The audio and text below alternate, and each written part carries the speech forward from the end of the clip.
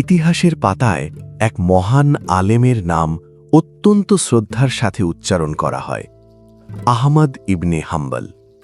তিনি ছিলেন অত্যন্ত পরহেজগার, ধৈর্যশীল এবং আল্লাভীরু একজন মানুষ। একদিন তিনি দীর্ঘ সফরে বের হয়েছিলেন। সারাদিন পথ চলার পর রাত হয়ে গেল। চারপাশে অন্ধকার নেমে এসেছে, মানুষজন ঘরে ফিরে গেছে। রাত কাটানোর জন্য তিনি একটি মসজিদের দিকে এগিয়ে গেলেন। মনে করলেন আল্লাহর ঘরেই হয়তো রাতটা শান্তিতে কাটাতে পারবেন। কিন্তু তিনি জানতেন না সেই রাতটি তার জীবনের এক আশ্চর্য ঘটনার সূচনা হতে যাচ্ছে।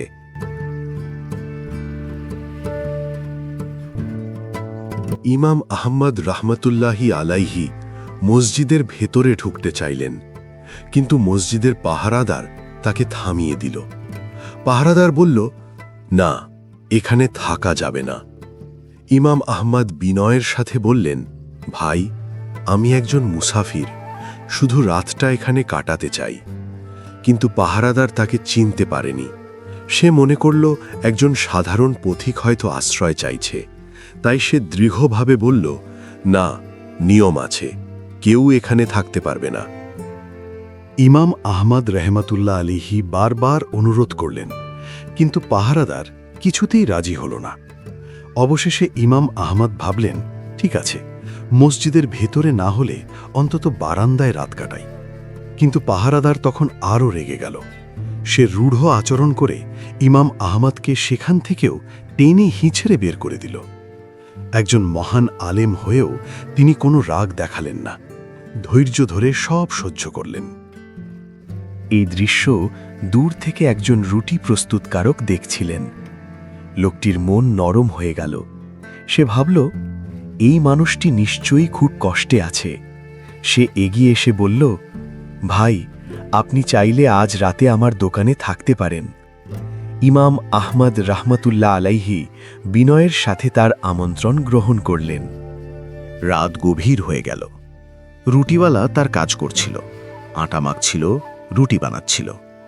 কিন্তু একটি বিষয়ে ইমাম আহমদের দৃষ্টি আকর্ষণ করল। লোকটি কাজ করতে করতে বারবার বলছিল, আস্তাগফিরুল্লাহ, আস্তাগফিরুল্লাহ, আস্তাগফিরুল্লাহ। অর্থাৎ সে বারবার আল্লাহর কাছে ক্ষমা প্রার্থনা করছিল। এটা শুধু মাঝে মাঝে নয়, প্রায় প্রতিটি মুহূর্তেই। ইমাম আহমদ রহমতুল্লাহ আলাইহি কৌতূহলী হয়ে লোকটিকে জিজ্ঞেস করলেন, তুমি কি সবসময় এভাবে ইস্তিগফার করো?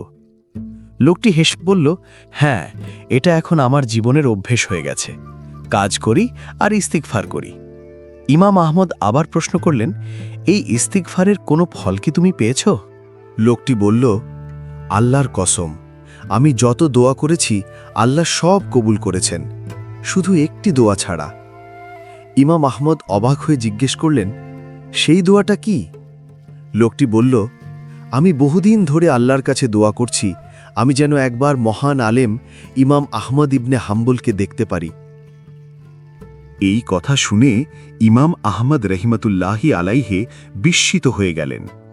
তিনি মুচকি হেসে বললেন, ভাই, আল্লাহ তোমার দোয়া কবুল করেছেন, আমি সেই আহমদ ইবনে হাম্বল। এরপর তিনি বললেন, আল্লাহর শপথ, তোমার দোয়া কবুল করার জন্যই আল্লাহ আমাকে এখানে নিয়ে এসেছেন। সুবহান আল্লাহ। এই গল্প আমাদের শেখায়, ইস্তিগফার এমন একটি আমল যা আল্লাহর রহমতের দরজা খুলে দেয় এবং দোয়াকে কবুলের পথে নিয়ে যায়।